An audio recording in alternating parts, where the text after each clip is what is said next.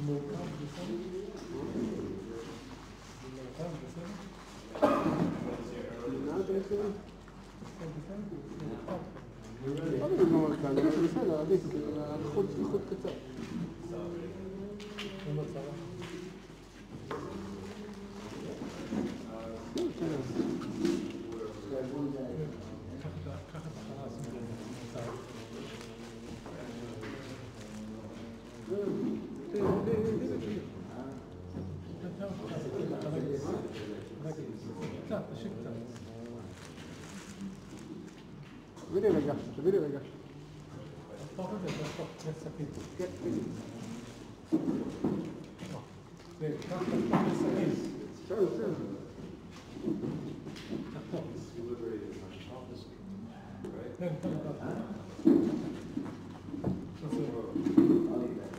זה קשה. תסכים זה קשה. קשה. זה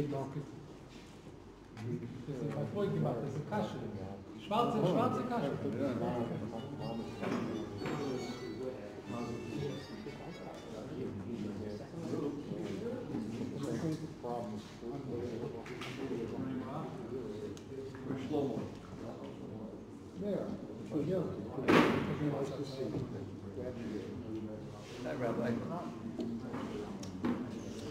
I brought a friend of yours. A really good friend of yours. You know him? Shlomo Cohen. Okay, Shlomo. You remember Shlomo Cohen? Remember it? No, you don't remember? You still on that show now? No, he lives in Providence. You don't remember?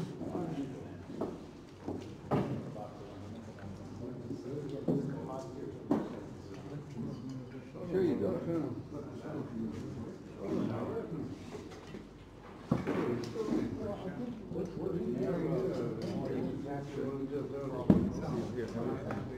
It's okay. Nothing? You got wine. You got a little wine? I'll take care of myself. Thanks. You know what I'm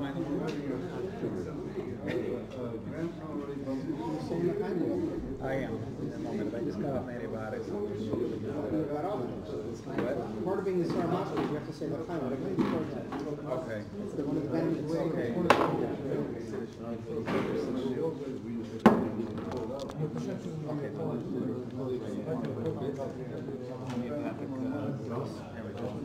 Homeopathic.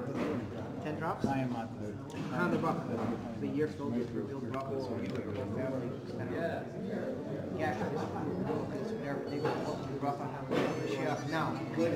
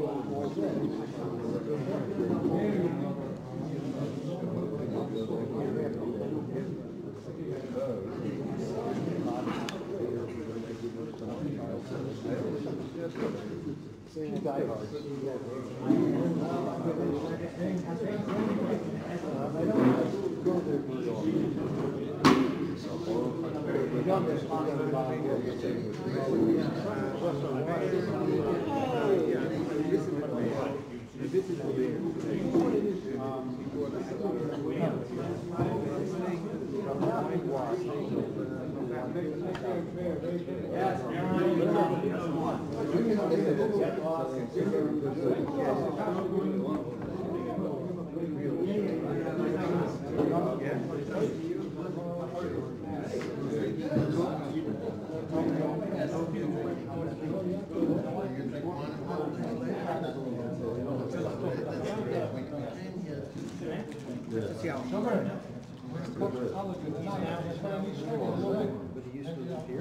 Otherwise, I'll just, that's the Bad House in North Miami.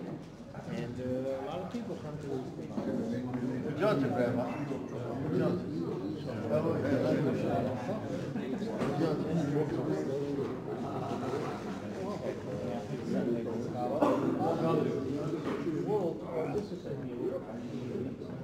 From Miami.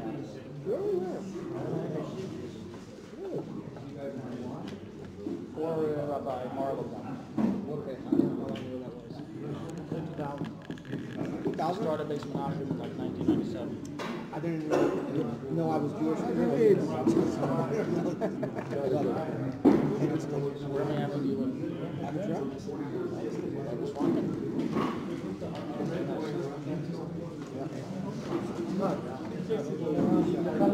You have family there? Grandmother? Right now, we're in Sunny Island. Very close. Shona Teva, believing on Chasisu, Badachi, Chasistiko, same. I'm going.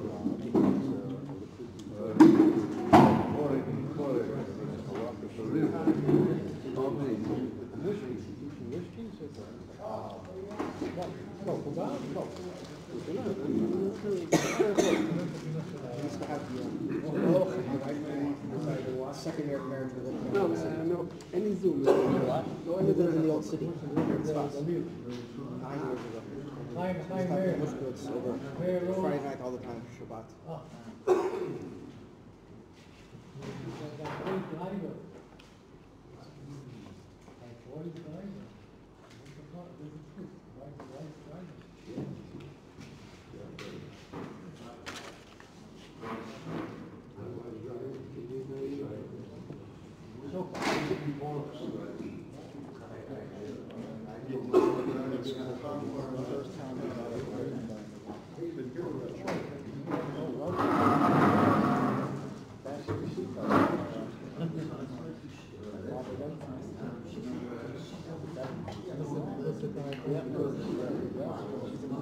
On each table we have here Schweizer Kasche. On each table we have Schweizer Kasche. The cost of it is Kislev.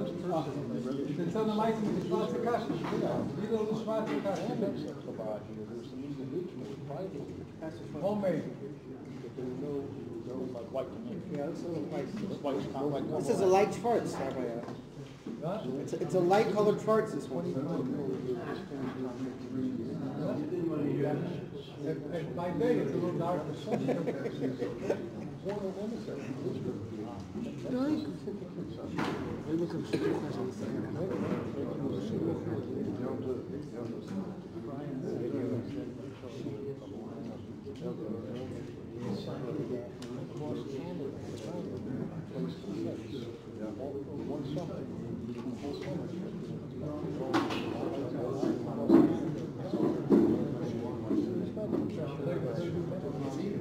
Sugar, Chaim, sugar. Fine. Yes, sweet here. Amen. Sugar and honey sweet.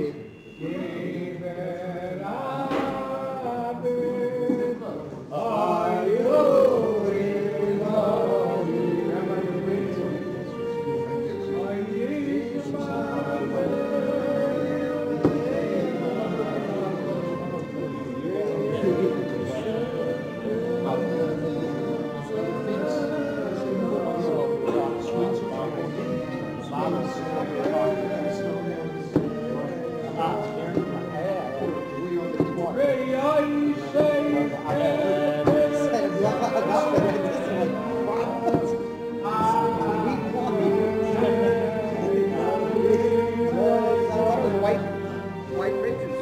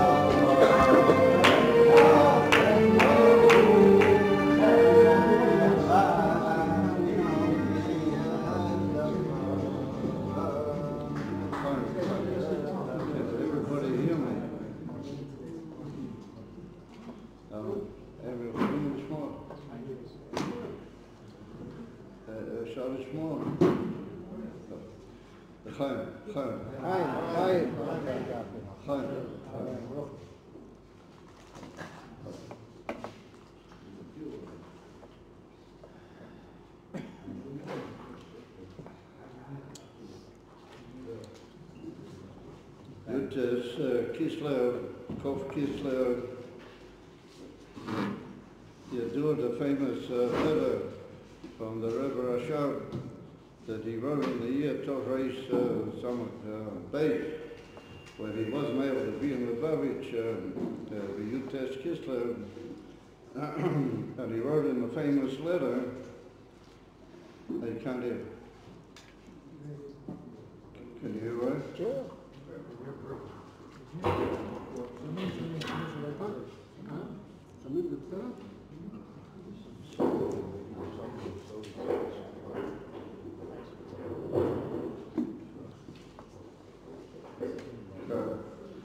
And he wrote in a famous letter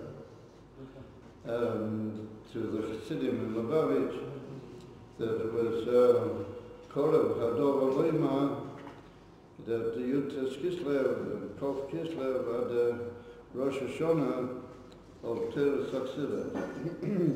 And then afterwards, he writes over there in a letter that Yutas Kislev and the Gilui of Pnimis HaTorah, which occurred on the day the Alter Rebbe's imprisonment and his release, was the fulfillment of the Tachlis HaKavona, the ultimate purpose of Brias V'Savas Kol HaElumas. That's what he writes over there, the Rebbe Rashad. So he said there's something very central and inherent in the Union of Yutas Kislev. So we need to sort of, each and every one of us here this evening, Rosh Hashanah is a time of two things. On the one hand, on Erev Rosh Hashanah especially, we have to have what we call charota al ha'ova. We have to be sorry about what happened during the year that wasn't maybe how it should be. Huh? I see they've thrown a few lightning flashes already. Yes, it's a little Very nice.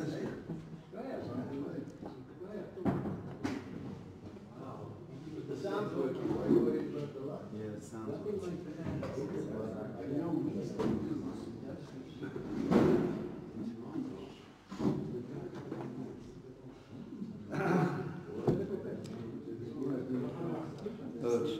But again, it's just how do you call it, Megillah? They wanted to write like a parchment that was similar to the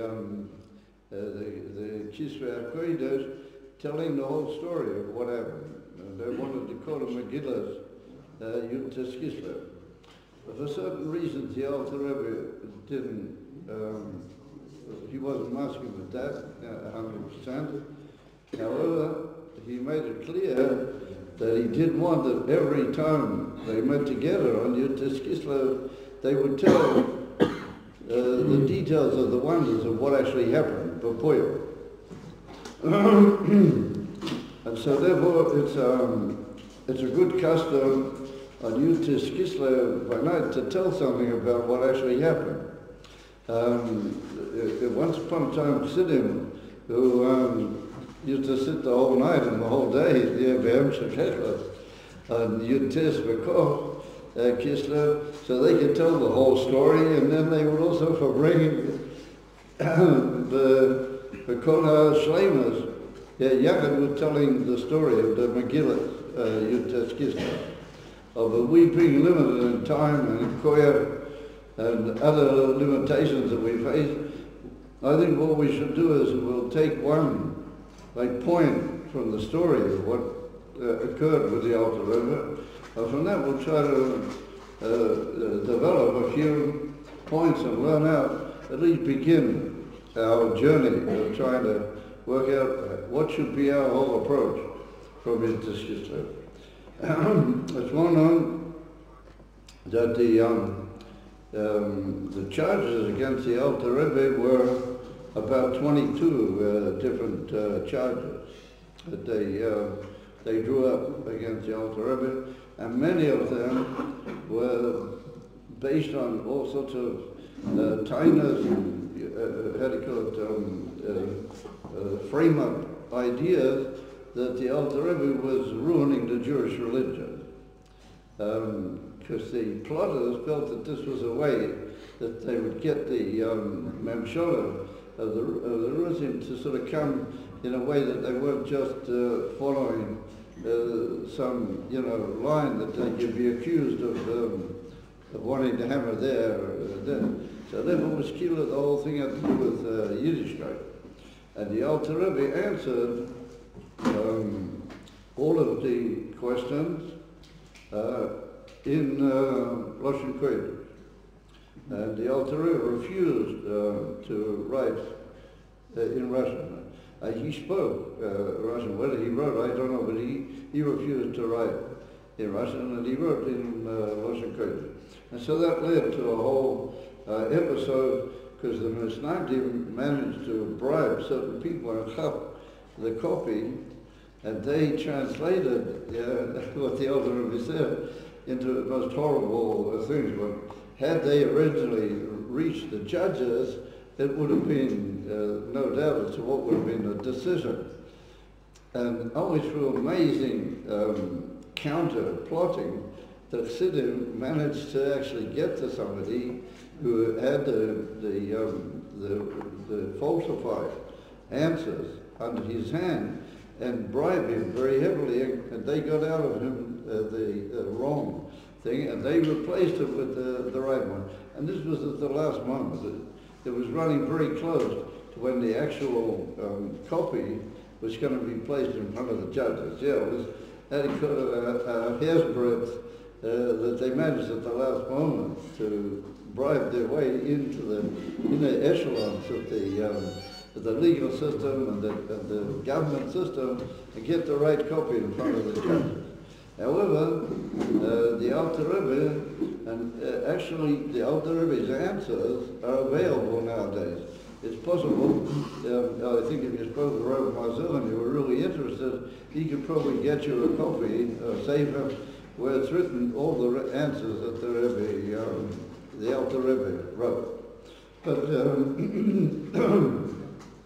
without going into all that, there came the day of the Mishpat, but that was when the Alter Rebbe had to stand in front of the judges and he had to prove his case, right? And that's what actually swung the whole issue, and that led to his immediate release, because he won the case. However, the Alter Rebbe didn't answer the 22nd question. The last question, the Alter Rebbe didn't answer. And what was the last question? The last question was that the judge, one of the judges especially, he was behind it, that the Alter Rebbe writes in Tanya, Perek Aleph, near the end, that the nefoshes of the Umas Ha'olam are all from the Indian of Gimel Klippet, HaTameya, ve'ein behem toiv klal. They don't have any good in them at all. That's what's written over there. So even though that demands a lot of pshat, a lot of view, what is all that about? And Be'ez Hashem, in some of the Tanya Shurim we've already discussed it and gone into it at length. But if you read that in simple terms, and you were a non-Jew, then you might get slightly up on your horse, you might get insulted. So what occurred was like this, that the judge, he was really behind this question, he had been just before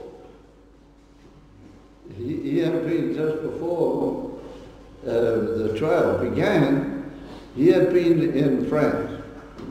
And France at that time was just after the, well, when I say just, it was well after, but it was a new type of France. It was the post-revolutionary France. And it's well known that one of the whole big principles of the so-called new regime was what's called in French, everybody excuse my bad French, it's called equalite. Yeah. Well, equalite means that everybody is the same. You know, that all men are equal, and there's no hebtel bein chavere. Just, you know, how each works. So he got up in life, he didn't work so hard, so he got less. Everybody is the same. That was their whole India. And they had, or I don't know if he was living mamish at that time, or it was just shortly after his time. There was Lahabdil, a famous philosopher in France called Descartes, you probably heard of him. those who learn philosophy might know a lot about him. He was a big philosopher. Upon him, he was very much in favor of this whole idea of equality, very much. And so he was used by the makers of the whole revolution and the later government, eventually Napoleon, he came into power later during the lifetime of the Alter Rebbe, as they were very much, in favor of this whole idea of equality. So he got the other judges, this judge, he just come back, and he'd been had exposed tremendous to all this idea, and he was furious. He really thought that this was going to be the chief thing that would bring the Alter Rebbe down. So, to his amazement, and to the amazement of the judges, they looked through all the amazing answers that the Alter Rebbe gave, which had to be translated into Russian for them, saying it was a tremendous siyata d'shmaya. They said that the right text got to them, and all of a sudden they see that this last one, empty, nothing, the Alter Rebbe didn't write anything about. So this guy, he was burning with fury. Why did he not get the pleasure of being able to, show that the Alter Rebbe was in effect terribly anti-revolutionary with the whole thing? And he saw that the Alter Rebbe didn't answer. So the other judges, being under his influence, they also, they sort of looked with open amazement and astonishment. They see the Alter Rebbe didn't answer. He just left it. He left it up. So all of a sudden, with great pomp and fury, they turned to the Alter Rebbe and they say, what's this? Where's the answer to question 22? So I want to tell you guys another little story within a story, that I heard the story from the Rebbe. I heard the Rebbe tell the story. And when did I hear the Rebbe tell the story? Was on the Yom Kippur War, on Moitzi Yom Kippur, of Toshin Lamed the Yom Kippur War, Toshin Lamed Gimel. I had been taken into the army. I was what's the expression? Manuscripted. Drafted. Huh? Drafted? Drafted, yeah. I was drafted into the army. And we got out to our position where we were and everything. So all of a sudden, one of the chief officers, he calls me over and he said, listen, he said, you are Ish Chabad, right? And I said, well, I really like to be. So he said,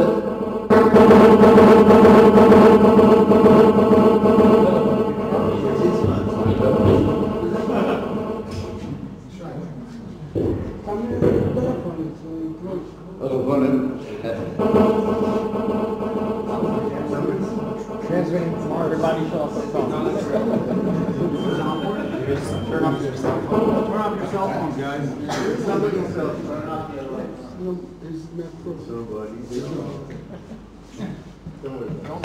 So, continue the story. He calls me over and he said, listen, the morale situation in the whole army is very, very bad. And there's a big need in all the units throughout the whole army to step up the morale. So he said, I just take one look at you, and I think that you could be a key, being as you are, Ish Chabad. I think you could help us lift the morale, a lot of this whole unit. So he's talking about a big unit, not just, the unit was divided into small little units, which each had their own cannon. We were in cannons, yeah.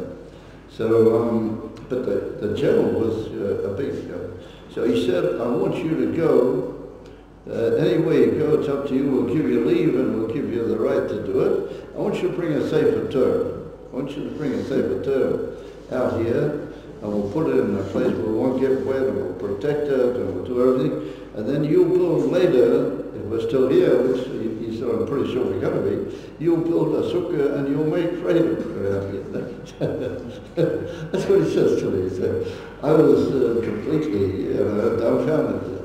So he said, listen, you've got kaf hours, we're going to let you out unconditional leave, but you're going to come back not empty-handed. You have to come back with a sefer Torah. This is what they call in the army language is the samgad. The Sgan Mefaked Hagidud. That's a pretty big. He's like the assistant commander of the whole unit. So okay. So what did I do? I thought the only thing I could do is go to Beit. Where am I going to get a sefer Torah? So I made all the trip down the whole arenas, and I get to Beit and I go into the old road to Rav Lambda. Just who did I know? With whom can I swing influence? I come into Rav and I tell him the whole story.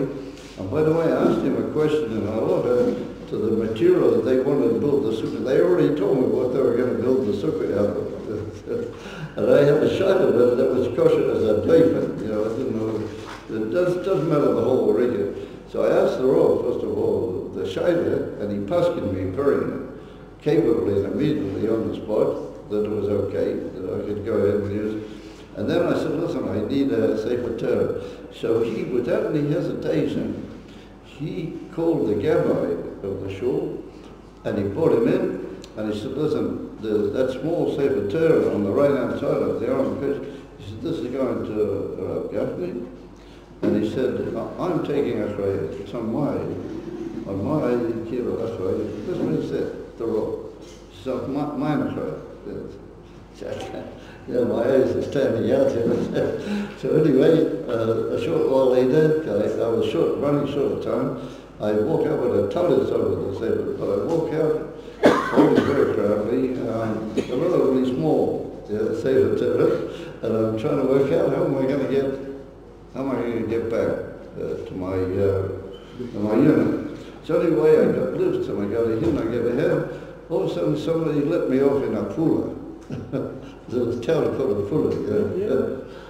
So I get out of the taxi and I'm holding not taxi, this car, I'm holding the sefer Torah. I'm dressed up in my army uniform. Here I am holding a sefer Torah. So I thought, what do I do now? All of a sudden, I meet one of the Chabadniks, Mom, you see how the Amish runs the world. I took a few steps, the next thing I banged into this guy, he's a Chabadnik. And he said, this is just the person we need. So I said, what is it? He said, there's going to be in a few minutes a broadcast, a shidur from the Rebbe. By that time, they already had these live broadcasts that just come through. What the Rebbe said in America. He said, you're just the one. He said, you come, people see you, they'll get a chizuk, and they'll also want to stay and listen. He said, we have a problem sometimes with the attendant. He said, you're just a man I need. So I said, I'm in a big hurry to get back. I'm not supposed to be messing around. He said, well, I wouldn't describe that as messing around. So I said, yeah, I know. I said, you're right, that's not messing around. So I just went with him. And we went to this hall where they had me. Sure enough, there was a big microphone and the whole thing. And I heard the Rebbe, at that point, the Rebbe was telling that story. And he brought down that what happened was like this. That all of them said to the Alter Rebbe, where's the answer on this key question? So the Alter Rebbe stood where he was and he caught their eyes. But there were three judges, and he could sort of catch people's eyes. The Alter Rebbe particularly, and he got all of them, and he took out Beinayim. He held them all with his all the eyes, and then all of a sudden he smiled. He smiled at them, and he produced a very disarming smile. Yes. And they also looked at him, and then all of a sudden they said, oh yes, of course, this is perfect. And this is a man of God, you know, how dare we hold him and he's freed, and the whole thing just out of nowhere. It was the most amazing haklota on the spot that the altar is free. And he didn't answer a word about it. All he did was, he smiled at it. And they were so affected by the smile. I'm not telling you, this is what the Rebbe is. I'm quoting, I'm standing there holding the Sefer Torah, and I'm hearing these words from the Rebbe. So in connection to what did the Rebbe say it? Because all the Rabbonim in the world at that moment wanted to sign a big cruise that Yidden all over the world should fast a full day. They should make a times for the situation. It was very bad here. I don't know if you guys are aware of it. It was a very, very serious situation. And they waited, representatives of them waited by the Rebbe, because the Rebbe was at the oil at the time they came to the cruise, and they were convinced that the Rebbe was going to sign. But they had to wait to get a signature. The Rebbe came back from the oil, and they come out to the Rebbe and they say, listen, this is the cruise, Rebbe, we'd like you to join with all the other Rabbonim.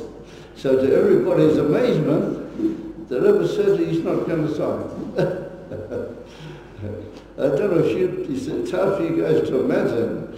The situation was so tense and so terrible at that time that everybody was convinced that the Rebbe would sign immediately. And stops and down, instead of that, the Rebbe said he's not signing. They were completely dumbfounded. And the Rebbe said, I hold that everybody should be Davki at this moment, Besimcha. Everybody has to be Davki, Besimcha. And he said, I am also Besimcha. He said, I just come from my father-in-law. And he said, I'm Besimcha. And he said, how come you guys are mixing in and you're trying to be Maval my Simcha? That's what the Rebbe said to him. So he said, no way am I going to sign. They were just completely dumbfounded. So the Rebbe added, and he said that now the Klal Yisrael needs Davke Simcha. So he said, how do I know that? So he said the Alter Rebbe, when it was in such a terrible situation, and that, it looked like everything was lost, the Alter Rebbe produced a smile. He smiled at these guys, and they just accepted everything. So the Rebbe said, what is the pitch line here? So the Rebbe said that a smile is an act of simcha. However you mafarish it, a smile is like a term from Morosh Chayre, the opposite of simcha into simcha. So the Alter Rebbe knew that simcha had the ability to be what we call Rosh Hashanah mamtik es hagvurim. Simcha has the power to sweeten dinim, chas v'sholem. There is this dinim and gvurim that a smile sweetens it. It brings down a much higher level, and that turns all the gvurim ultimately into chasodim. The gvurim themselves become so. The Alter Rebbe talks about it in the Shara Tkiyas in the Siddur, in Da'ach, in the Siddur with all the Siddurs, the Alter Rebbe Siddur. Over there in the Shara Tkiyas, the Alter Rebbe talks about a whole big arena, but the Hamtokas. So the Rebbe said that the Alter Rebbe knew that the way to be mounting all the dinim was talking through an act of simcha. So what's he going to do? Start dancing up and down? And smile at him. Understand? And a smile is an emes act of emes gilui in Simcha. So therefore, said the Rebbe, I'm also in Azar. I want the whole Israel, the whole Klal Yisrael, to produce a smile. So I'm trying to eat it, Simcha, and that'll be mavach all the terrible worries and dinim, which are being shared, dwelling at this moment. That's how the message was. The Rebbe didn't sign. These guys went away, completely confused with the message they'd heard. But nonetheless, that was the situation. The Rebbe didn't join the whole thing. So Puyo, because the Rebbe didn't join, ultimately it never came out. Maybe a few people fasted in different congregations, but a world fast didn't occur. So, what I want to do is just examine that whole Indian just a little bit sort of deeper for a moment. Yeah, what's this whole Indian with the old smile, and through that he was mounting. What does that have to do? What has it got to say to each and every one of us? In our way in this present day and age, I feel. So the Indian is like this. That we see that this concept of simcha can sweeten the dinim and alter the situation. Well, that's written in Tanya Perikov, chapter 26. Well, chapter 26 that's the gematria of the Shemavaya, by the way. And over there, the Alter Rebbe talks about simcha. He talks darkly about the Indian of simcha. And he writes over there that if you want to hold by emphasis what he calls simcha amitias, so you first of all have to go the other way. First of all, you've got to make emphasis cheshbon and nefesh, and find out just how really you're not Pesach like you think, maybe other people think, but the truth is you're not Pesach. And by going into an emphasis cheshbon and nefesh, then you produce a new idea called mariras. And mariras is not atzvot. Mariras is what he calls bitterness, that you're not the way you should really be, and you would like to be. Although you have energy that you want to get close to Erekus. And where did that wanting to get close to Erekus come from? It came from the fact that you began with gulas. You realized that you weren't Pesach, and you were angry. And you're angry, be eager with yourself. But by the way, it's put down in the Kislev that if you want to get angry, you should only get angry with yourself. You must never get angry with other people. That's just by the way. Well, it's not by the way, it's very important. But anyway, that's what's written over there. So, the Alter Rebbe says that the Davki, through that mariras and that bitterness that you really want to get close to, and through that you reach the Amazonian of Sim. You reach what is called I don't understand this only point where everybody's going. But you've got to be a bit simple. So if you look carefully over there, you see that the simcha will be mamtik harikot the guras. Very similar to what the Alter Rebbe said. However, if we look at that simcha, even though the Alter Rebbe says it's simcha amitia, it's ever a simcha, if we look at it, it has a certain aim. It's got an aim and a kavanah to be mavatul the not good thing. Yeah, to be mavatul the dinim, like the Alter Rebbe. And then through that, you're able to move higher to a new situation where the dinim have become sweetened. They help you and they assist you to go further. But we see that simcha has a certain aim, and it's got a certain achievement to it that it sweetens the dinim. I want to now produce you a new message that I heard from the Rebbe, and that is also about simcha. And Yesh Lema, that when the Alter Rebbe smiled at these judges, he also had that in mind. Now what's the purest of the Rebbe has said already tens of years, and he has said hundreds of times, hundreds, mamish, that we are holding right on the edge of the Gula Shleim, and that everything is being prepared, and everything is ready. All we're going to do is just receive Mashiach into our lives, and that's it. So we're holding on a whole new, one can't deny or zog a pshat in this message, because the Rebbe says it hundreds of times. He just keeps repeating it the whole time. Oh man, if he said, it comes out that we're on our generation, and the Rebbe said that also clearly, the job of our generation is to bring Moshiach B'Poel. That's what the Rebbe said. Am I right? 10th time. That's a joke about Shabbat.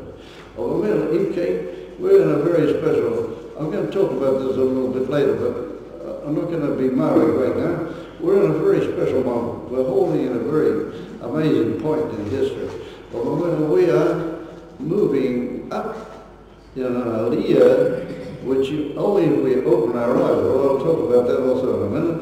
If we'll open our eyes, then we'll see that we're going in a very amazing direction. So, there was a sikha from the Rebbe, and was Toshin Monara. I forgot which pasha it was, but the Rebbe said that he's done so much, there's so much in the air about Moshiach, he can't figure why Moshiach hasn't yet come to Pearl Mountain. What is as it were, the holder? And the Rebbe said over there an amazing sikha, and he said that he's decided that what is holding up everything is the infant simcha. Yeah, the infant simcha. The people are not pursuing. So what's the pshat? People are not pursuing. So we have a cloud, sisu v'simcha, v'simcha sagiura. So the Rebbe said, what is the key of simcha sagiura? What is so central about the simcha sagiura? So the Rebbe said he's thought about it a lot. He's come to the conclusion that the only simcha which is lacking is simcha sagiula, and simcha sagiula is a very amazing and rare type of simcha. It's not like we said before, simcha that is aiming to cancel something out, or it's aiming at some other negative thing to sweeten it. But it's a simcha, what the Rebbe calls it, betaharosa. It's pure simcha for no reason. so how can you be with simcha for no reason? So it's not that Shabbat doesn't have any reason, but just the very fact that you have a nefesh elokis, and you are there to be Yisrael, Kutcha Barita, Kulachad, whether you want it or not, you're one thing with the Eivusha, and that's an unbelievable thing that the rest of the world doesn't have. And you happen to be in a generation which is bringing Mashiach. But boy, it doesn't matter what the heck goes on with you, or where you're holding, or what's going on. Gornish doesn't have any, you have to be V'simcha B'tarah, just unconditional, how do you call it? Simcha. And the Rebbe said that since it's unconditional and it's not aiming at anything in particular, it'll be believable. It'll be one of any limitations to it. It can break all of the hold-ups and the bildi sovi. If everybody will be the simcha only because of the simcha, but taharosa, that was the word he used, then, and he could, for sure, we're going to bring Moshiach. In that case, I don't think Mashiach is actually coming clearly. That's what it looks like to me. So that would tend to indicate that we're lacking somewhat in that. We're not sort of holding by that symbol. We didn't get into that whole linear. So I want to suggest here that why did the Alter Rebbe at the end of the whole terrible thing, where 53 days he was in the most terrible Yisurim, in the most terrible situation, and after the 53 days he's standing in front of the judges, and this is the pitch moment, this is, everything depends on this moment. It can all fall in a most horrible way, or it can be much clearer. At that moment, what did the Alter Rebbe do? He smiled. Yeah, he smiled. And that was a smile that Habakkuk mentioned such a situation. He should have shreid Kaval. He should have said something in Yiddish, or he might as well to the Abraham, help me out of this, Instead of that, the Alter Rebbe produced an initial simcha. And with that, Bilti Sofi, he was mamtik all the dinim. He got rid of all the gevules and all the dinim. However, I want to suggest to you guys tonight, you've got to think about it seriously. It's not an easy thing. The Alter Rebbe was suggesting to us with that smile And it was like a giving of power for all the generations to come, that the yesod of everything he's going to do from now on is built around the infant simcha. And it's going to be unconditional simcha, even though everything else tends to indicate the opposite of simcha, or whatever chances, not at all on the side of it. And yet, nonetheless, the Alter Rebbe wants you to be in a matzah of simcha, of Pentecost, Freila, Bli Kol Tam V'Siva Amitit Rach Ti Amitis Yinav and Simcha, and that's what he calls Simcha Agiyura. And I want to give you just an example before I finish this rather lengthy episode here. I just want to give you an example that the first time I was by the Rebbe, I was there a few days in Ellen, and then I was there for Rosh Hashanah. So Rosh Hashanah, the Rebbe would make a Suda on the second day before the Moitze Yontif, and he would say a Maimon Chassidus. They would sing all the Nigunim of the Rebbe first, and then the Rebbe would say a Maimon Chassidus, and the time was that it should go from the Yontif into the Chol with Chassidus. It should, your first move into the Chol should be with a Maimon Chassidus. And then after that the Rebbe would say, they had it called Sikha, and this time he spoke about Chana and the whole, so the Rebbe wept in the middle of that. That was my body, but that's another. And he wept so heavily that he had to pull out of it. The Rebbe always carried a handkerchief in here, and he sort of put out, he had to wipe his face, and it was terrible. But anyway, that's another thing. And then was this amazing, sort of earnestness, and, tremendous sort of seriousness, and Yerushalayim, and, everything that connects with Rosh Hashanah in the simplest way. And then they would bench. And after benching, the Rebbe would give out what's called kosher bracha. You've probably heard of it. Whenever there are benched in public, Rabbi Skosti would give everybody their kosher bracha. So kosher bracha started off right. I've heard stories in Lubavitch that Moitze Shabbat, Moitze Rosh Hashanah was very, very, heavy going, serious, And here it's just impossible to imagine how that same river, that about 45 minutes before, he'd been in the most, just unbelievable, pachas and years, a pachas of Rosh Hashanah, the whole thing. And then the river starts giving out the coast. It just turned to this amazing, unbelievable simcha that knew like no more. And every now and then, the river would turn to all these bottles. The whole cemetery was full of all these pyramids, and all these people and pyramids. The river would turn to them and he'd sort of go right up in his hands. That is what you call Freilach, And you got all these guys that are all dancing up and down like huge ping pongs, They can't dance anymore. And the Rebbe would turn to them and he would sort of go this way, this is simple, So I get up close to the Rebbe and I'm holding I had two crosses. That's the whole story, but I had two crosses. And there were other people who had a lot more crosses, and they would take for their relatives, but they wouldn't mention their names. The Rebbe would just pour into the cases. So I get up close to the Rebbe, and the Rebbe saw all of a sudden turns and it's almost like, what can I do? How to get you guys free? You should realize the whole 770 was mamish on wheels. These guys are just going as much as they possibly can.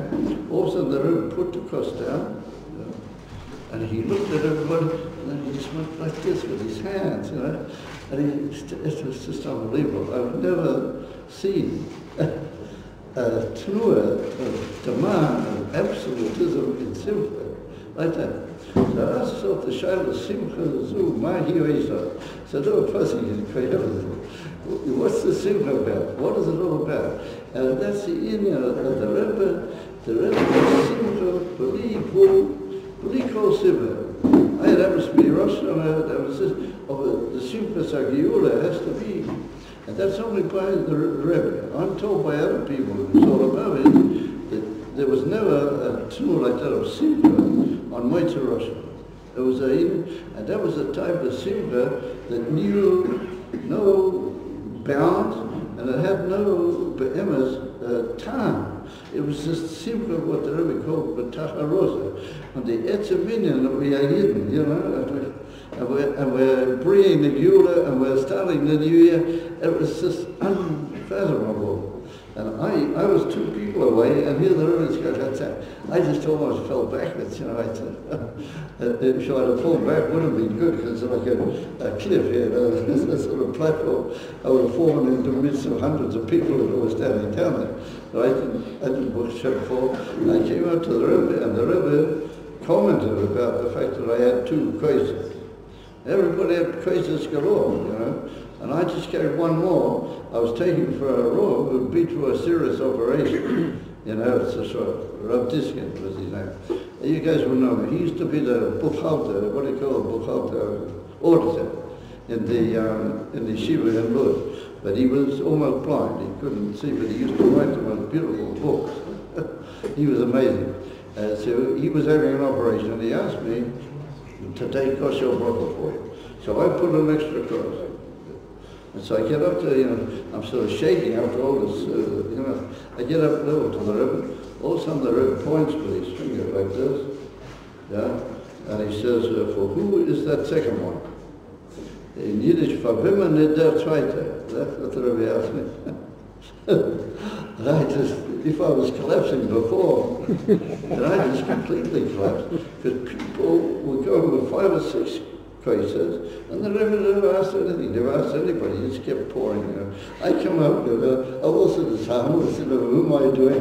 I have no trouble with anybody, you know, I'm not doing anything what seemed to me to be out of order, you know. I got 2 cases, 2 cases is pretty modest, you know. So I come up, and all of a sudden there was sort of points like this. This is the first time I'd ever taken kosher bracha. So I got a bit, you know, not to say the least of it, I got confused, you know. So then all of a sudden Hashem helped me, and I said to him that this was from a Rav Yaakov Diskin, who asked me to take kosher bracha for him. I said in Yiddish. So all of a sudden the Rebbe said, oh yeah, hat gemacht operatie auf die Augen. He made an operation on his eye.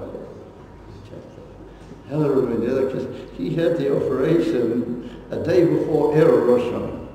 He had the operation, and Erev Rosh Hashanah by the Rebbe, I don't know if you guys know what it was like. It's just not a minute. So how did the Rebbe know? Number one. And then he said to me, it appears to me that he's at home. The Rebbe said in Yiddish, du sagst mir, in Stuhl. How could it be enough? He just finished a very serious, you know, operation on his eye, and you know, they couldn't let him out of hospital, you know, a day after. So I didn't dare say anything. I wouldn't dare say anything to the Rebbe, but I didn't quite follow, you know. How can that be? But the Rebbe said L'chaim to me, that was it. Now I moved on. I sent a telegram. In those days you didn't call up. I sent a telegram to the Rebbetzin, or I got back an answer that he wasn't. That he drove the doctors mad, even though he couldn't see a thing, he was all bandaged up. But he said he cannot be in this place for the 48 hours of the Chag of Rosh Hashanah. He just can't do it. It's impossible. So they had a big meeting of all the chief doctors. They gave an okay that he can go home for 48 hours, and immediately, a minute after Motzei Rosh Hashanah, they have to bring him straight back. So the Rebbe said to me, I believe that he's at home. That's what the Rebbe said. Now, if you ever heard any Ruach HaKodesh better than that, where did the Rebbe know that he was home? Come on, everybody around here. I would have thought that. So the Rebbe said to me that he believes that he's at home. Now, I didn't want to say, I don't think that's possible. I didn't comment. I just walked on, you know. And then I got this telegram on Tzom Gedali. On Tzom Gedali, I got the telegram. That's the Indian that was just unbelievable Simcha. As brought down that Eina Shechina Shreiro Elam takes Simcha, Kiyadua. Avamir Biacha, that the Rebbe was in this inyan of Simcha at Bligur, the Simcha V'Tavaroso, the Simcha B'Likol Sibur, the Simcha Amitis V'Tat Etzem Ha'inyan, as everything was going at that moment. Nebuah, Ruach HaKodesh, everything. Because Tosafos says in Masechta Yuma, that, Masechta Sukkah, that Yoina ben Amittai, he was Zayat, he is Nebuah because of the Simcha. The Simcha is based on Shoyeva. And the Simcha is based on Shoyeva, that's when he got his Nebuah. Because when there's a media sin with Simcha, then you get things like Nebuah. And that was what happened with the Rebbe. Oh, man, that's what the Rebbe taught us. So the Alter Rebbe began the whole thing, that down at the moment when things look so impossible, the Alter Rebbe introduced the idea of Simcha, which doesn't make any sense. It's such kind of shum ordinate, of down through that Simcha, the Umas or Elom, a key takifim, just had no place anymore. And they just said, oh yeah, this guy has to be released, and he's Aish Elam, Elokim. That's it, guys. Everybody should say the Chaim. Chaim should be as Farbrengens. It's no longer this Morris Choyer business. You know what Morris Choyer is? Marash Korah. It's a pitoy from the Rambam. That means black fire. What means I won't get any more Choyer. The Indian Simcha, things look crazy, but that's only because we don't open our eyes. We don't really see what really is going on. And the Rebbe says he knows what's really going on. He wants you to open your eyes. That means you got to open your eyes. It's the best way out of the Simcha. The best way out of the Simcha. But don't the Simcha B'Tareh.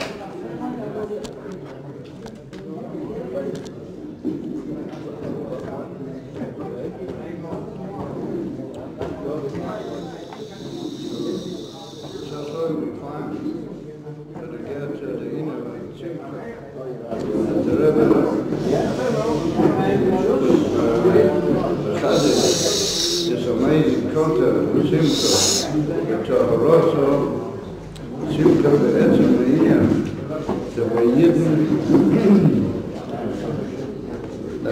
בעצם העניין זה משקעים, כל רגע, שלמה. So we find a similar inyan גם בעוד עניינים עיקריים that you have to do with Yud Kislev, principal matters that you have to do with Yud Kislev. One of them is that we find that as a hepshire to Yud Kislev, we come to Neres Hanukkah.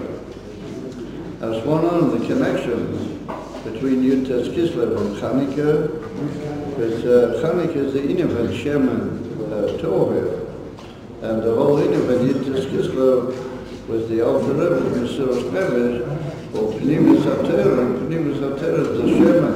And not only the Shemen, but the Shemen Torah, Roi, Kama V'Kama, Inyanim, just be worried, it's Mavava when people are moving around all the time. Everybody take his place. That's just so heroic. As a matter, the connection in Pashto with Hanukkah and Yud Kislev, as we said, that's the infant Shemen, Pnimis HaTorah, and that's the Inyan of the Shemen that the Pach Echad shel HaKohen Gadol, Chasud HaChesmei shel HaKohen Gadol, Yekumuku HaBaruch in the Sugya of Shema Masechta Shabbat. However, we notice something very special about the Neres of Hanukkah. But even though we find that there are other Neres like Neres Shabbat, and Neres Shabbat are also a principal Inyan in Jewish life, the Inyan of Neres Shabbat, and then there's an Inyan of Neres Hamikdash, and the emphasis that the Neres Hanukkah comes from the Neres Hamikdash, and then there's Inyan of Neres Hanukkah. What's the difference? That Ner Shabbat, and the Gemara says that Ner Shabbat is Mishum Shalom Bayit. If people are sitting in darkness, so they get irritated and slowly affect the Shalom of the house. So the day the Inyavan Ner Shabbat, it's Mashre Inyavan Shalom in the house. So we see that the Inyavan Ner Shabbat, with all of its milas, but it has a certain aim. It's aiming at something, and it's poyer up to Ura, which is chutzmi atzmai, and it has an aim. If we take the Neres Hamikdash, even though there are ruchnias, the etzim to take place Hamikdash atzmai, however, we see that the Gemara says in the Masechta Shabbat that they were an aid to see called boy, in other words, that there was also a certain aim in the Neres of the Beis Hamikdash that they were aiming at something. They were to show the whole rest of the world, all the Goyim, that the Shechina is nimtza b'neiנו to Beis Hamikdash. However, if you take the Inyan for Ner Hanukkah, the Ner Hanukkah is also L'shtamish l'Oreva. One of the pretty pros about Ner Hanukkah is that it's also Lahena Me'mana. The whole Inyan is just Ner B'Taharosa. So Eino Hanami, you might find that there really is a certain aim on the part of Ner Hanukkah to light up the chutz, to shine into the chutz, v'chulu. But that's only a Inyan, b'terah kilo mamela, or the pnim from the house, which is normally the function of a Ner, then the Ner Hanukkah doesn't really have any function. Yet nonetheless, he's an initial oil. For Haraya, he's got dinim of oil for a protein. Yet nonetheless, we see that Zazar Oya, that it's just an infant Tarosa Shoya. And that what it affects the inyan of anything is Mipchutz La'odom or Mipchutz L'chayim inyan Rishus Aram. Also, we need to understand in what way does it really affect the Rishus Aram. So what it works out is that you got several madrigas also in Neah. Now we have a cloud that Neah mitzvah with Torah oil. And the Etzemina for Neah does this limud HaTorah. And limud HaTorah also makes splitting the world, as is known. And Neah mitzvah, that's a slightly different argument at this point. It's also connected with, but it's called Neah. It's the Keli. And in the Etzem oil does a Torah. So in Torah Kufa, there come levels in Kama Oifana. There's an inyan from limud Torah where you need to learn Amanas Leida Samaisa Ashiyasa. You have to learn the dinim and the halagas and the prati Torah to know what you got to do. Otherwise, if you don't learn, then you don't know what you're doing. Shainis, there's a higher inyan that to learn in such a way, which is the Alter Rebbe calls it. Lishmor, that's what the Alter Rebbe calls it, Tani Lishmor, that you learn in order to be Mekusha, your never should be Mekusha in Elikus, or even higher than that. You have to be Mamshik Elikus, you have to take an average of a member to take away. But that's a higher inyan, albeit, but it's also a aim, you're aiming at something. Over there, Chanukah is Hanikot Limud HaTorah, but Tahorosa. So here we're getting back to the point I made about Silver, that there's a certain type of learning Torah where you just into learning Torah, in cloud. Not that you're trying to be poil anything, even but to get to yourself, even be to get to your yichad and everything. In Elikus, you're also not trying to be poil anything. No, you're just learning for the Etzem Minyan, for Limud HaTorah, the Etzem HaTorah, so Limud HaTorah. And the Eish Lema, that's what the Rebbe is after. That's what the Rebbe wants of us. That we should, and then if you drive it that way to Torah, that since you don't have an aim and you don't have a pu'ula that you're trying to carry out, it's not limited. And remember, your orphan of learning Torah is that you're in it the whole time. It takes you home, it says. And Tzfat says that you're happy. You're not really aiming at anything. It's not even that you want to know something more in Torah. You're just learning Torah. For Etzem said that the Eibusher gave us the Torah. And since he gave us the Torah, he expects that we should learn it. And we learn it right for that reason. Go back. If a man becomes as evolved in Torah, then he's just in it the whole time. That's his whole life. And that's not only his whole life, but it does, he chayed over Erech Yamein. That is, and that's the notion of the Gemara in the Masechta Brachos.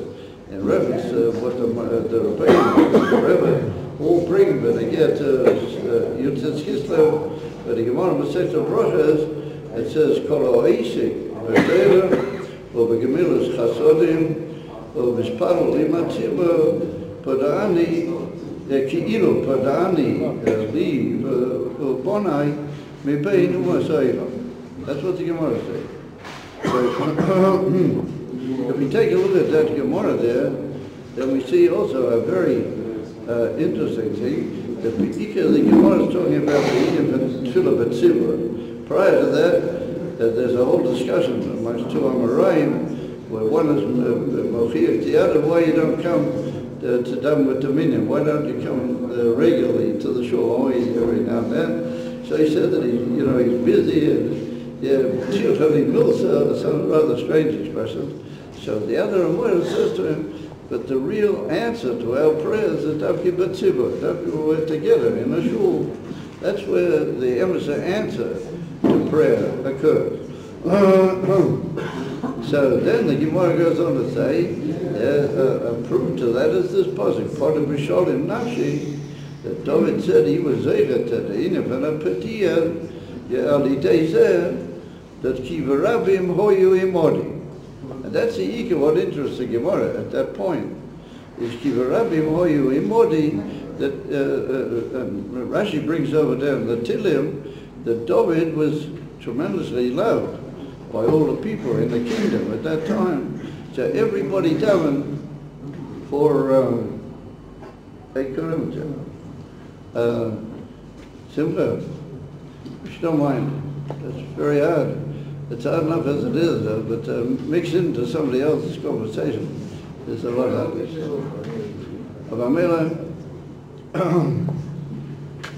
We see from that the Ike, so there's a Yerushalmi, a reference to that, which says that even the people that were against David and they were his enemies, even they were praying for him that he should be Matzliach. In other words, the people who were with Avshalom, that's what it's talking about, part of Avshalom Nazi, they were praying for that David should win. And that's the Pshatki, Rabbi Moyi Modi, that David HaMelech Sashpoah was so massive that he had everybody davening for him. And that's the word, the Rabbim, but there Imodi, they were with me together in the Ribui HaTfilas, and that's how I was Matzliach. That's what the Gemara said. So it comes along the Rif over there, and the Rif writes a different nuskah altogether. And he says, Kol ha'izim b'Torah, u'b'gemilas chsadim, u'matsui b'beit ha'knesset. So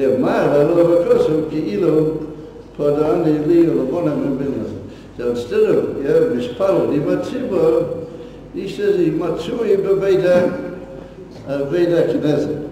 Now, if you're matsui b'beit ha'knesset, you're not necessarily doing anything. You just happen to be there. And yet, nonetheless, the Rif has that as the Ikya Nusser at the Gemara. So what I want to suggest here, it seems to me, that what the Rif is aiming at is that there's a Inan in Tefillah, also just for the very fact that you're there. Just the fact that you're there. That's a Mochim Tefillah, and you're Matsui. It's like the Mishnah Masechta Megillah says that every city has to have at least 10 Batlonim, how do you call them, 10 guys that are not doing anything. So Rashi says they're Pnuim, Kolasman, B'Beis HaKnesset. They don't have anything to do just to be in shul. They gotta be there in shul. But what are they doing? What are they just doing in shul? And the Ike Ine, what the Gemara wants, according to the Rif, what the Gemara wants to say is that you are there, al Tarosa, from the Inyan from Tefillah. You just happen to be there because that's the Inyan, and that's the Tara Amitias of what it is. It's not so important, you know, that you're a big Bainani and you're down the Hexer, and the other person down in Zul of Libakitza. The Ike is that you're both in the Mochim HaTfilah, and the etzem fact that you're there, that adds. And it's Moishir, that's the thing that brings the pot of a sholem. So that's a pellet that.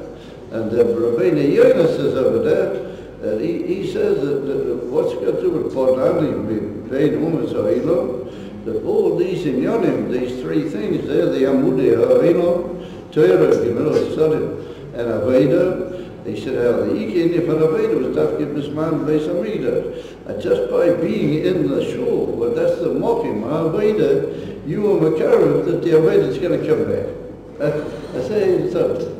And he said that the Ikis, you just have to be there. You just got to be in shul. Shalom Aleichem. A guy's just in shul back there.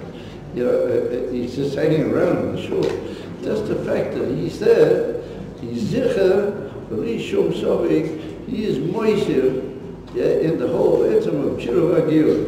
I think we'll tell you from the river. So once again, we see another madrega of infant b'taharosa.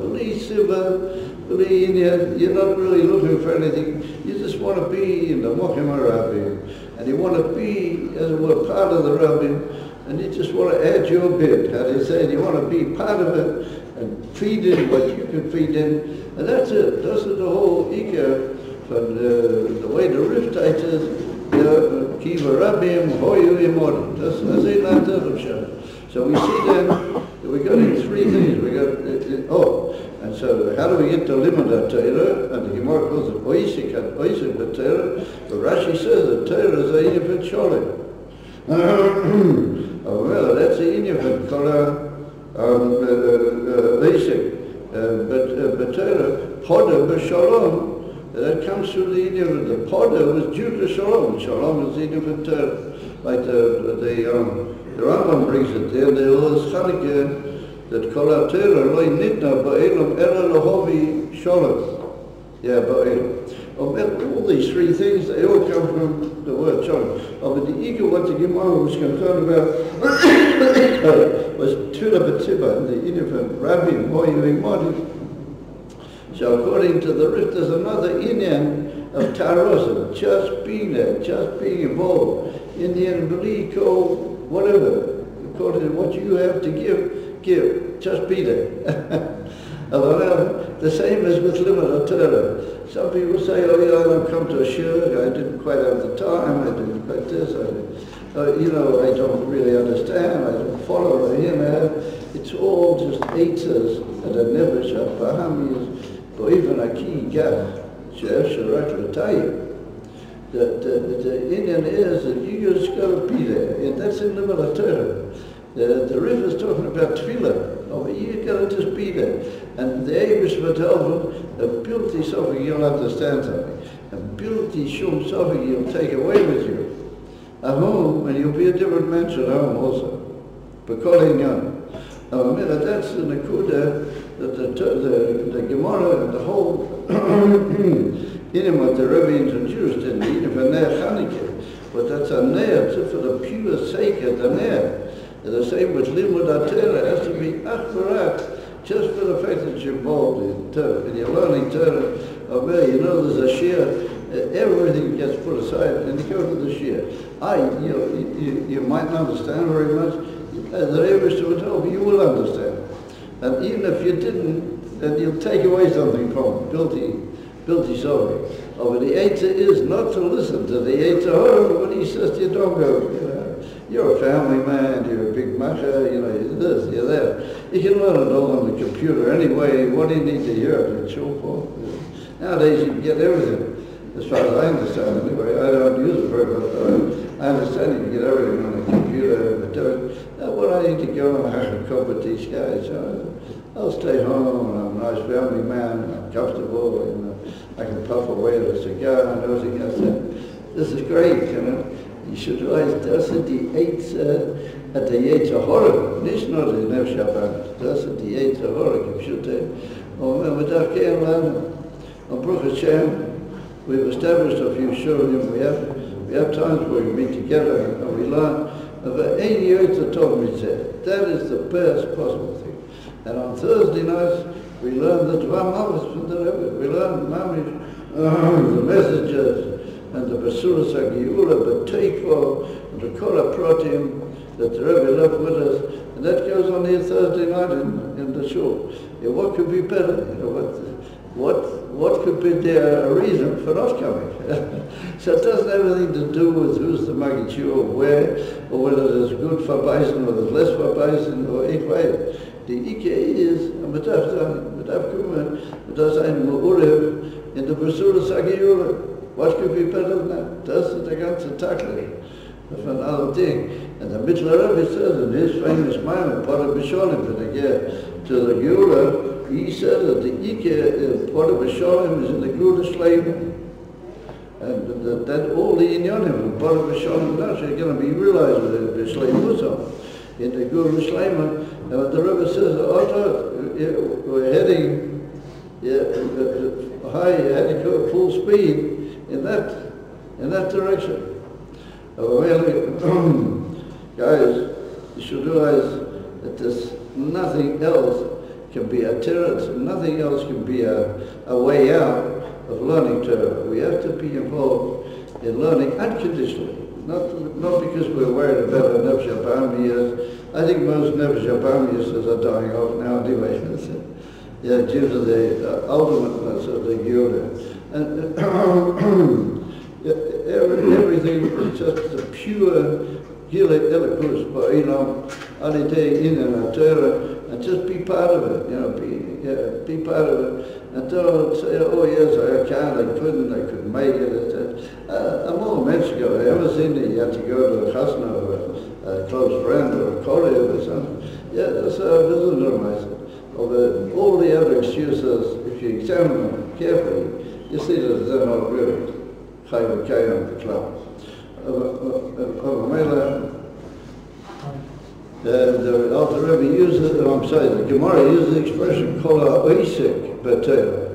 Oisik b'Torah doesn't mean just learn, but oisik means that you're busy like a businessman. And a businessman, he's all the time. He's slobbing with the business, eating with the business, and dragging around with the business, how to make another few dollars, and how to, if that's what we have to be like in Limud HaTorah. We have to slop with Torah, we have to eat with Torah, we have to, everything. That's what they call oisik b'Torah. And on Pamela, at times they keep a rabbi, you be just there. You have to be there also, and you're adding what you can only add. You're very special. And Kuda, and Katie Alano, Bez Hashem, and take you from here, the Talmud says, Amen. We'll all be together with the Rebbe. In the Beis Hamikdash Shlishi, take him from here, and believe me, once we have that, you saw it, when we become involved in Torah, you can forget about everything. All the tigers and all the other, just wipe them off the slate. Beis Hashem.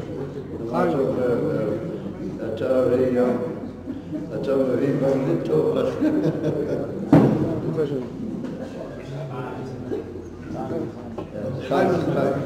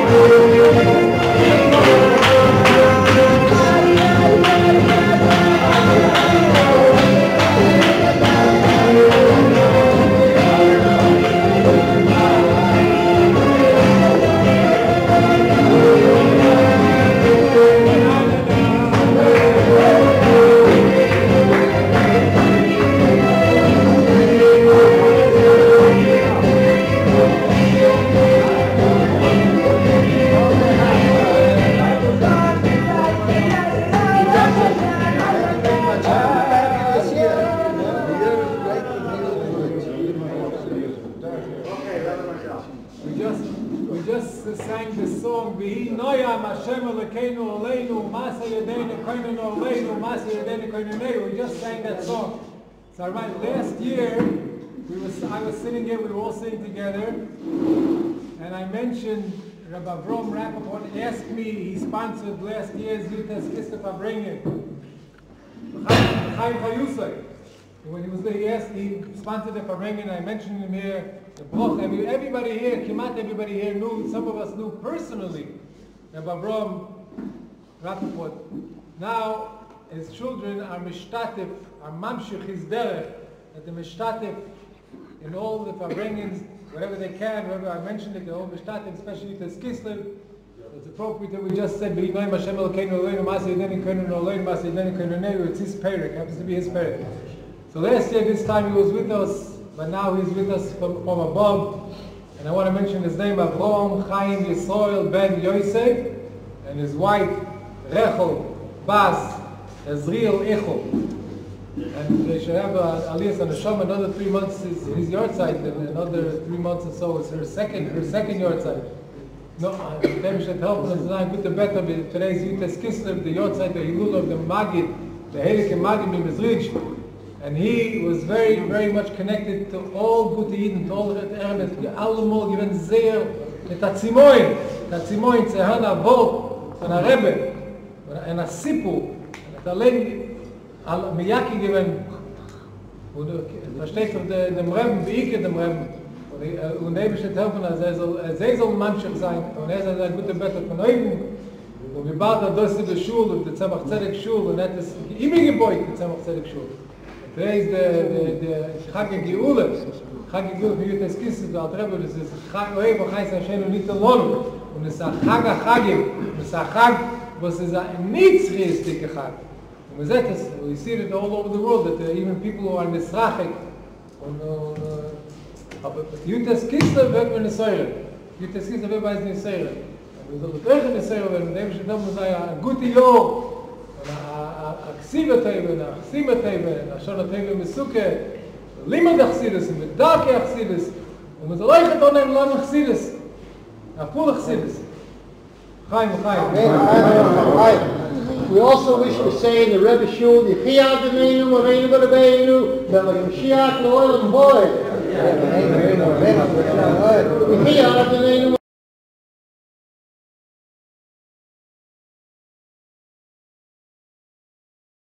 Mareinu Barabeinu, Belach Mashiach, Lo'olam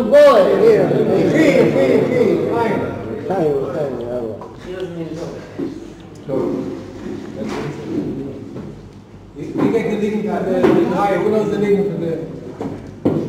Die Reihe von der Shem Tov und der Magid und der Alter Rebbe. Gimel Tnuish.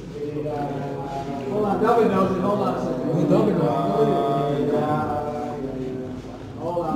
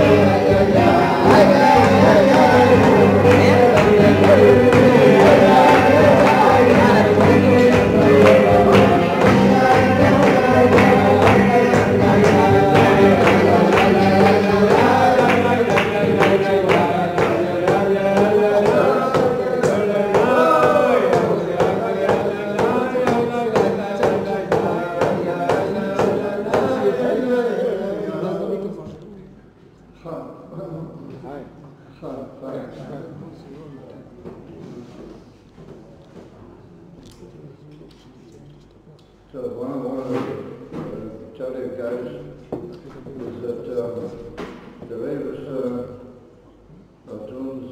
he gave us that we live in a very remarkable time.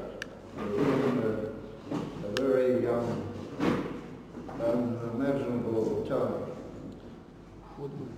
But even though it's written in the Gemara that I think it's Rahman said that I wanted him to come, meaning Mashiach, but I don't want to be there for Shas Meiser because of all the Torahs which are understood to precede Mashiach. But I have a feeling that we can say the Emes, the Hadroches, with guidance from the river, that we can say that we're already after that period. That's already, there have been enough charts. I don't need to describe all the charts that more, including the Shoya, Odin Yonim, Darsain, Saberso, the cloud. So we're already through that period, I would think. Right now we're moving on an upward final path. And the whole of Veda is like the Rebbe pointed out in Chai Toshin Beit, to the Shulchan, the Rebbe said that the whole Kol Veda, when we count on the Habba, is only the Kabel Pnei Mashiach Tzidkei. In other words, that everything is there, including Mashiach. We just have to take it into our lives, the Kabel Pnei Mashiach Tzidkei. So what I want to do is just describe to you a few approaches that each and every one of us to take away from the Sfadas. Where are we really hoping? What, by what is the barometer reading right now?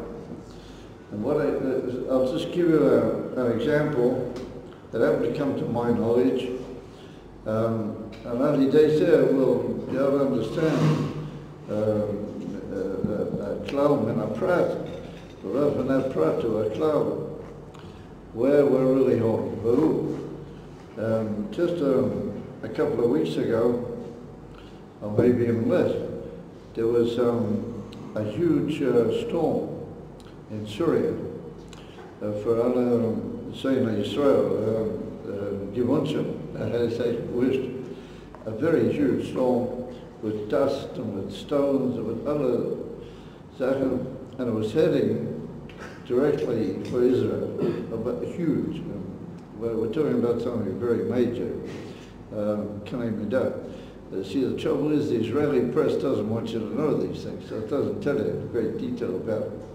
But the press, the Chutzlarites, they went into it in detail. What happened was this super came at tremendous pace with all of what it represents, and it came mamish to the border of Eretz, of a mamish, to the fence, to the barbed wire fence that separates between the Shetet of Syria and the Shetet of what's called Israel. Yeah, mamish, and it stopped, and it was just, it just, hoya kalei hoya. And we're talking about an immense thing that was coming at tremendous speed. And just hit the barbed wire fence, finished. It just became hoya kalei hoya. Yeah. And at Kedikak, when we learned here last Wednesday night, it says here, well, he's not here tonight, but called Yankov Achanuna, he learns with us on Wednesday night. He had on these things, he had these crazy pythons, schmyphones, I don't know what they call them, the big, otherwise they didn't exist. They're the main sort of our present generation, but anyway, whatever. Unfortunately, people have them. So he showed me on this iPhone, he showed me a picture of how this thing came to the barbed wire fence, and it stopped. And so what you see the barbed wire fence, and you see a huge thing which looks like the explosion on an atom bomb, a huge cloud, sort of spiraling and everything into heavens, and you get a few Israeli soldiers who are standing inside the border of Israel, because they got a big camp up there, come on. And they are standing, watching what is going on. You can see them all sort of looking. This whole thing got to the barbed fence. It disappeared. Yeah, computer. So there was a Qatar, what do you call it, a correspondent, not from the Israeli press, but from the Goyish press in Kislev. He happened to be there, and he happened to want to make a whole story about it. So he wrote up in two big papers in England. England is an anti-Semitic country. I don't know if you know that, but just by the way, very heavily anti-Semitic. And he got these, what do you call it? And I actually saw it on the internet. My wife showed me. Big Kotorot, the G-O-D. You know what G-O-D means? The G-O-D is guarding the Jewish people inside the Holy Land. Now, something about a mysterious disappearance of huge storm or something on the Israeli border. And that writes the whole story. And then there's another Eton, it's called the Daily Sun. It's a well-known paper, big paper. It's got a different, also big headlines, and it says biblical storm. Biblical storm ceases miraculously on border of Holy Land, or something like that.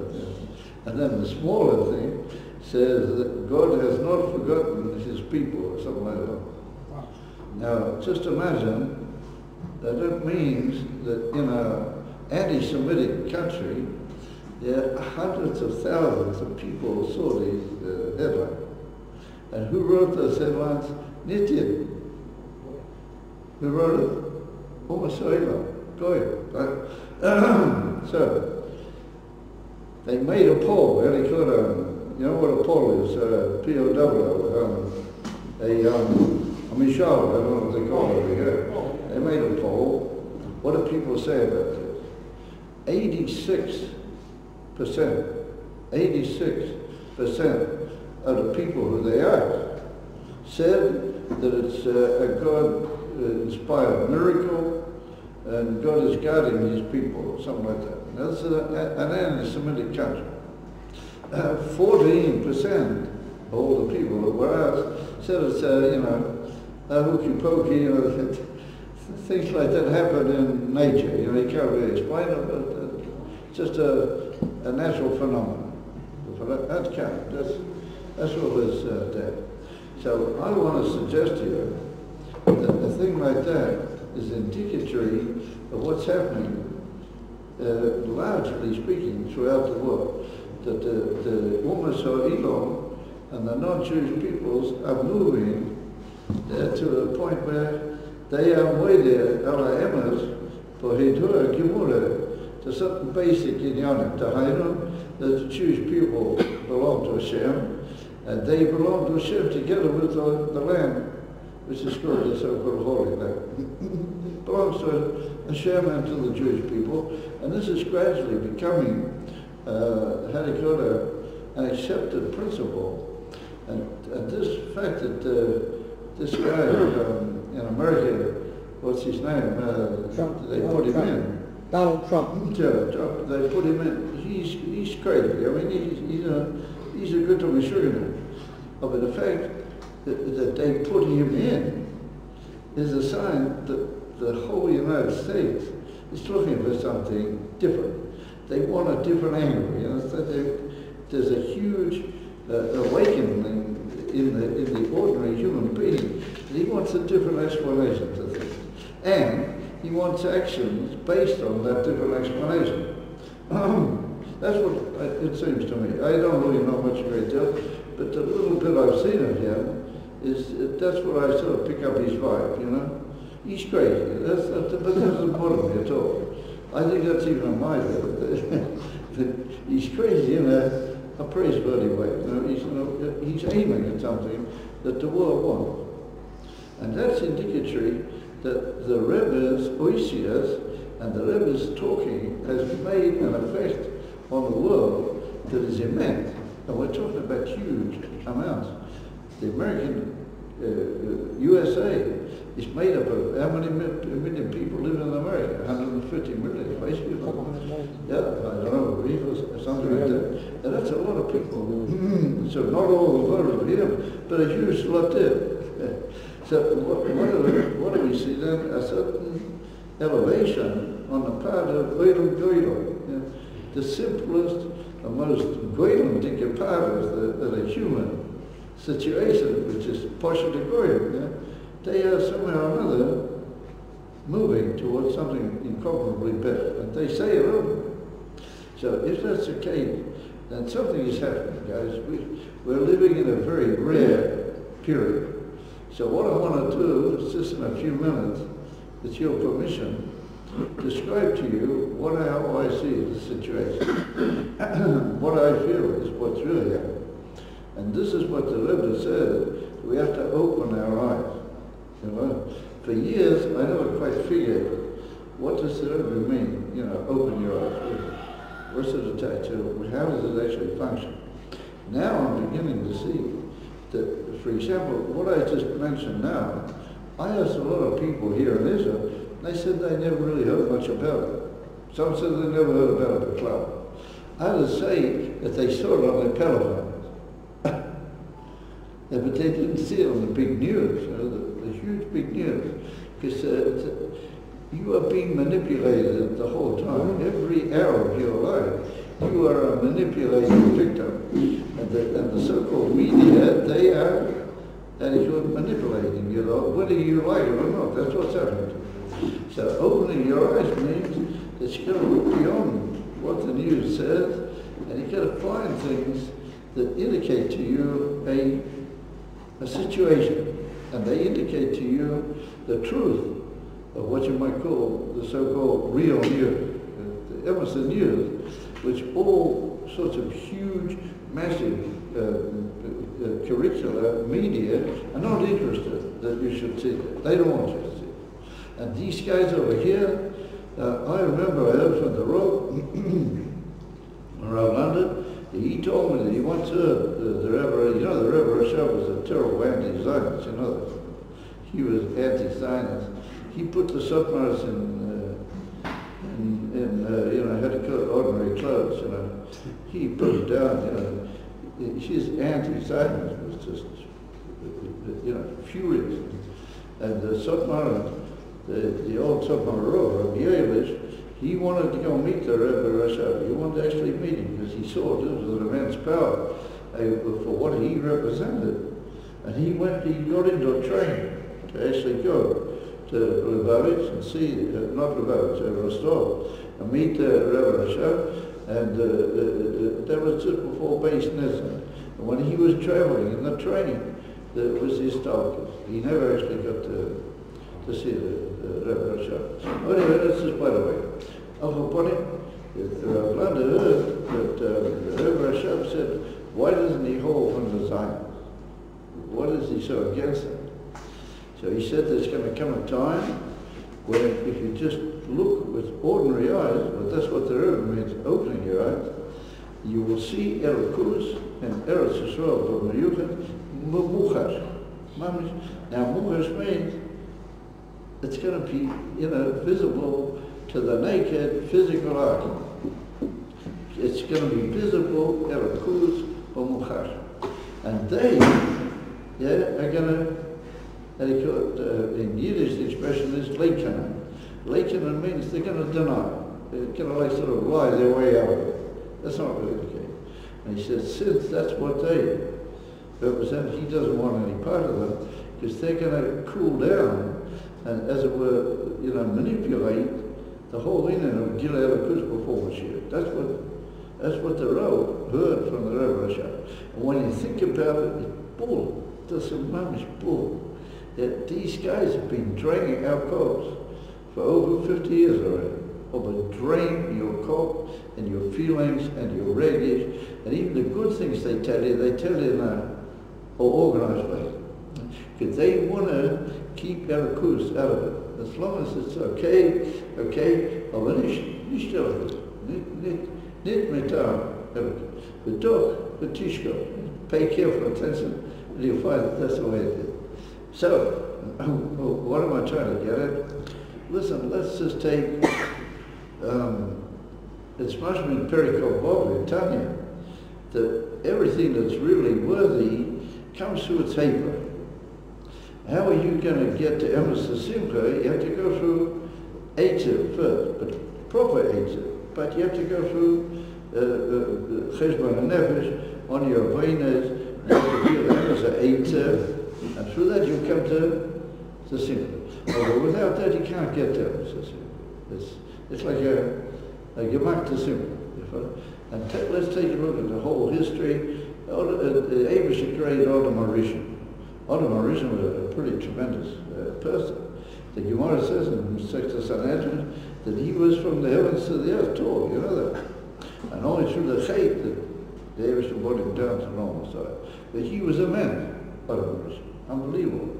So what was not good? Everything was just perfect. You got this perfect man, you got perfect situation, and everybody's just going to live forever and be one with Hashem.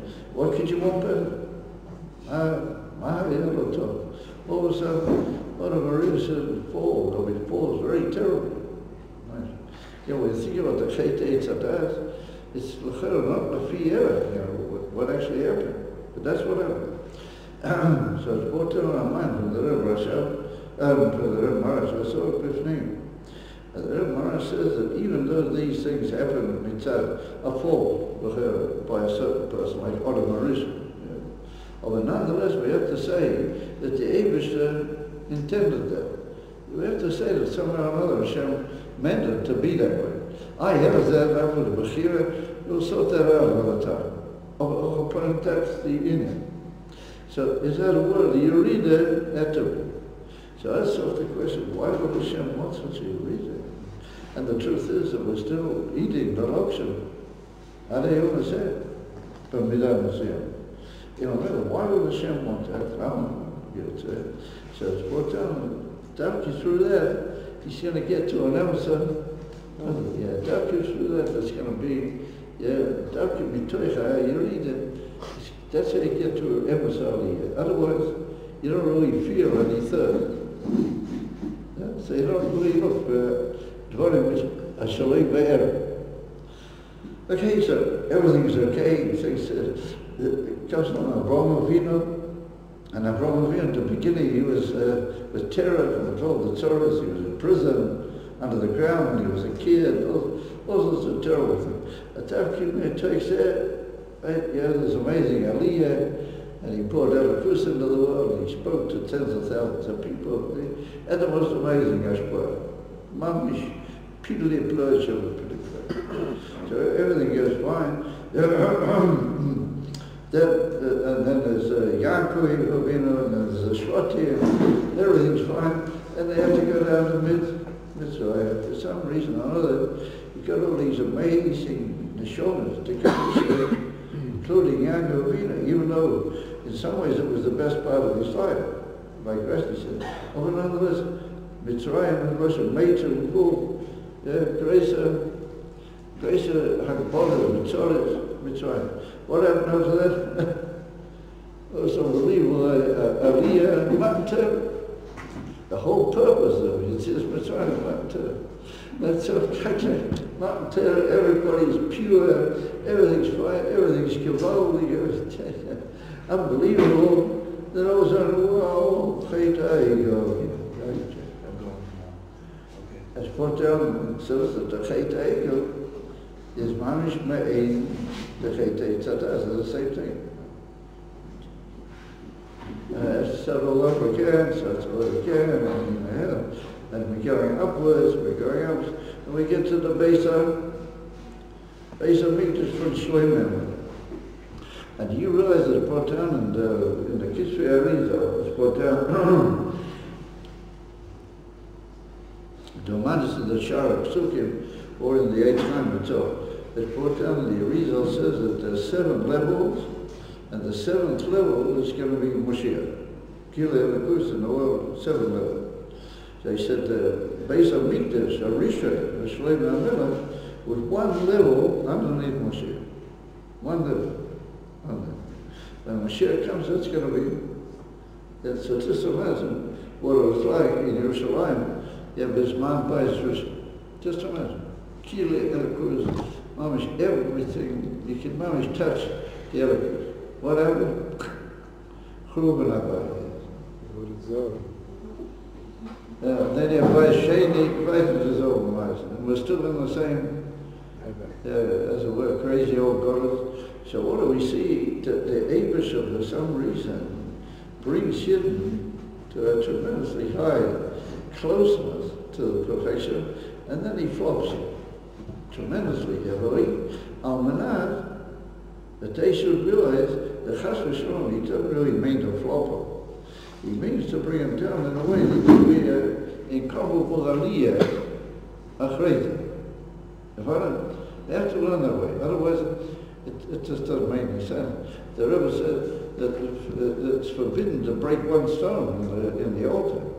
How could the Abish destroy the whole place? I mean, he himself doesn't hold you allowed to do that. So what is going on here? We have to say that it's all al-manat, that there should be an aliyah shaloiba, it's yeridas al-manat. You have to go up to aliyahs. And take a look in Perek Kovot, and you'll see it. You see it clearly. You can't really hold by emphasis unless you went, or you're not able to stay with Atzma.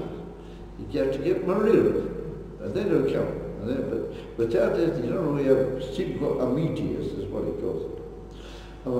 That's the way it's going the whole time. So what is Yud-Tes Kislev?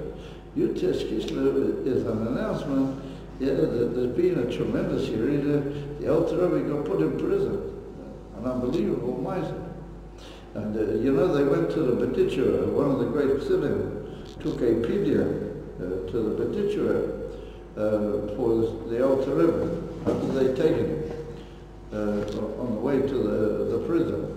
And he had in his saddlebag on his horse, he had the pidya that the Alter Rebbe had already prepared before he went with and he gallops on a huge speed.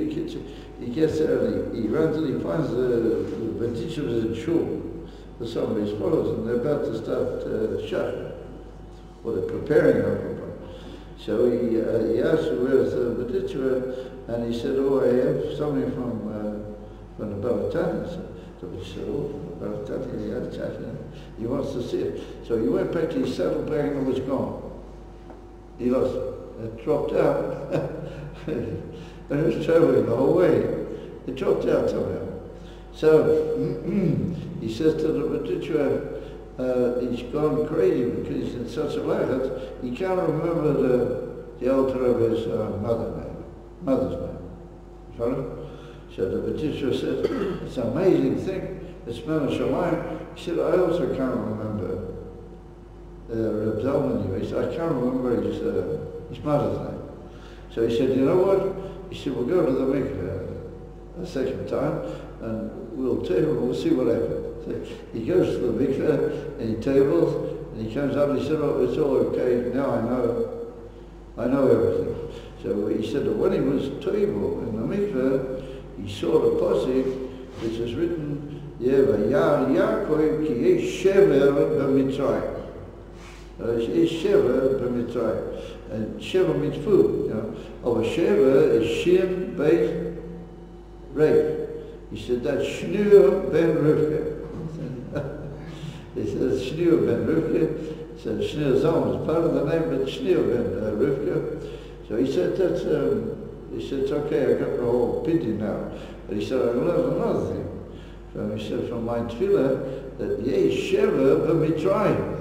That even though he's taking go down in Mitzrayim, there's going to be a big supply. There's going to be a big food comes out of there. So what was he maramas of the Jews? There's going to be a big well, it's going to, what did the Rebbe Rashab give over? That the whole Yafutu, minus Socha, began from Peterburg, the imprisonment, Yud-Tes Kislev. Oh, I mean, everything is like a Yud-Tes Kislev is a huge message of the inner story that if you clove into this inner story, you can ride through all of your readers and you're going only upwards. So that's the question of the message of Teresa. Comes along the Rebbe, and the Rebbe said, all your leaders and your readers, all the ups and downs, have all been turned. So, you Tainer, you feel that you're maybe only a reader, is that only sent to you, you should be misgaber, you should be in a going up than what you were going up before. And that's mainly with the infant outside Yetzer, Chabad, and you're really in a state of Aliyah, it just appears to you. It's just a tourist and a plot. Oh, really, you're all leaders, you're going up. I mean, if anything apparently negative happens to you from now on further, don't take it as negative. That's for sure. You should realize that it's only nirvana. Okay. But the emes, it's all part of the aliyah. I wanted to come that way. You maybe would have chosen to do it another way. Hashem knows better than us. But there's no more your readers per se. Ever see you do it, the whole thing is going. We're going up. If you tune in to that idea, then you start opening your eyes, you start seeing beyond, and you don't listen to this whole crazy Zionist business anymore. You don't listen to it. You follow? You just don't pay attention, and you look beyond, and you wait patiently to hear the real news. In other words, don't pay attention to what you hear first off. You have to be convinced that there's a real story which will reveal itself at some point. Bilti Sophie. Why? Because the Rebbe is Megala to us that we're only going up all the ideas of your readers, even though they're great, they have finished. They are so. You stay on. You have to take tremendous encouragement. That no matter what will occur, it's not really what it appears to be. So you might say, well, wait a minute, I'm really putting up with a lot of things. So you've got to open your eyes at times. You've got to look differently at the whole thing. And if you look differently, for example, if you were to be able, they wouldn't let you do it. When the Rebbe gave out the dollars, when the Rebbe was giving dollars, there's not one negative word. You will never hear the Rebbe say anything negative to anybody. Or even be mishtatev b'tzar. The Rebbe will say, oh yeah, I really feel sorry about your tzar. The Rebbe will only say good things to you, only positive. And even if they express something which looked like negative, the Rebbe would take it in a positive way. You look carefully and you'll see everything. For example, when it was the scouts were going on in the so-called Persian War, I saw a video. There's a big robe that came up to the Rebbe, and he said, Rebbe, ich habe a ticket for an affair I'm not going. He said, I have a ticket to go to it, so I'm not going. So the Rebbe said, oh yeah, it's a dangerous situation, better stay away here. So the Rebbe said to him, what? The Rebbe just said, it was absolutely amazing. He said, I realized it said the wrong thing. He said, the scouts are falling over there. So the Rebbe said, what? The Rebbe said, this is the holy planet, this is where the base of Peter is. And this is where Yidden are. Listen, you can't be wrong if you go there. So the guy, his eyes are jumping out, and they say at the bottom of the video, after that he went and cancelled the cancellation that he had, and he renewed the ticket and he took away. Nothing happened. And Kachazeb B'Kolot, you notice carefully everything people say to the Rebbe brings it around and leaves them with something positive. He gives them an essentially positive interpretation of what they say to him. You should look at it very, very carefully. And you'll see that it's Bali, Shul, Torah, or Bali himself. Because the whole unit of the Rebbe is only to bring us to the Gula immediately. Everything is up, everything is going up. No more Yurid finished. So, I as a Maimon, Yurid leads to an Aliyah, but the Rebbe doesn't want any more Yurid. The Rebbe doesn't recognize. I feel it for as man Kotzer, Ayin Shula, Yurid. That's not in the Rebbe's dictionary. That doesn't exist. It's an amazing and unbelievable principle that you've got to spend a lot of time working on it to really cut what is really going on. And therefore, when the Rebbe gave the message to the Shluchim in Tosh Shin Non Beis, and the Rebbe gave over what is now the Shlichus, and he said for all Shluchim, and that's not what they give over the Kislev. But the Rebbe said, but I'm not saying that with their kitchen. I'm just saying that they need to learn a new pshat. That the Rebbe said that the whole shlichus, b'kol ha'elam kulei, b'kol ha'makayimnas, Kabbalah's Farbrengens Shitkeinu, and to prepare the people in your town to be aware of it. They should be self-touch themselves. What's the guy supposed to do? So it all depends. If you believe that that is in effect of pshat, and that's the evidence, then you'll find a way. Build yourself. The Rebbe will give you guidance, and you'll bring people to feel and to be part of it. And the world, the goyim already remain the shalom. The goyim already so, you see it so perfectly, and so intimately that they're ready, you know. So why should we, as in, still be hacking a coffee, still trading around, and maybe didn't meet, maybe did. You know, come on, it's a bit mountain, take it easy. You know. No, ain't no action. It's just, that is the fact of the situation. Oh, no, we're going up. Guys, let's realize that we're going up. And we're going up in a way that if you just look carefully, you can see that. That's happening. I've been in England several times. I've been up in North England where there's a lot of Arabs up there, a huge number of them. And they have a certain sort of fear type hold on people. People are a bit scared, even the Goyim, because they're very unpleasant, these Arabs. Yeah? Yeah. And that country, 86% of the people that were asked all said that is Hashem guarding the Jewish people in the Holy Land. And you didn't hear that because the Zionists, they don't want you to know that. So that's not what happened. By them, everything, the flow is not Elokus. And that's what the Rebbe Rashab said, that they will hear Elokus, Bamochus, and they will deny it.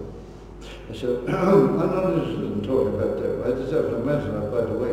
The Ikeh, Chab, going up. Oh. That is Superman saying, up. Away. Yeah. We're all going to be Superman. We are, and we're going to be Superman. And don't worry about anything. Everything is under control, and everything is going in a good direction. And the Rebbe said, some people are worried about what's going to happen to the bank accounts or Koshia accounts. So the Rebbe said in America there's no problem, because the president, he takes personal responsibility for everybody's money. Yeah. According to American law, if you all of a sudden lose everything, then the president's got a certain responsibility to do something for you, to help you. Yeah, I don't know if he does, but according to the very essence of the Constitution, that's it. Ain't money done. So the Rebbe said, so you might lose some of your money, the president will give it back to you. Everything's going to be perfect. And I'll just finish off, but I heard much of it. But he told me a little story that's well known, the Bishop of Nazareth, Zayatari Kodesh, well, you know, he passed away with Kiddush Hashem. He was killed by the Nazis in Riga. He was murdered very terribly by the Nazis. You know, the Bishop of Nazareth. It's upon him, he was a very great person, Richard. He, in his early years, he saw the Rebbe Rashab. He knew the Rebbe Rashab. So in his early years, he was a big man, also, like he was in his president, very big man. So once the Rebbe Rashab had called a Farbrengens in the Sukkah, it was during Sukkah, Everybody's crowding, pushing to get into the sukkah, but the Rebbe Hashem wanted people should wash their hands and make a moiti. It should be a suda in the sukkah. So people finding all sorts of ways to wash, you know.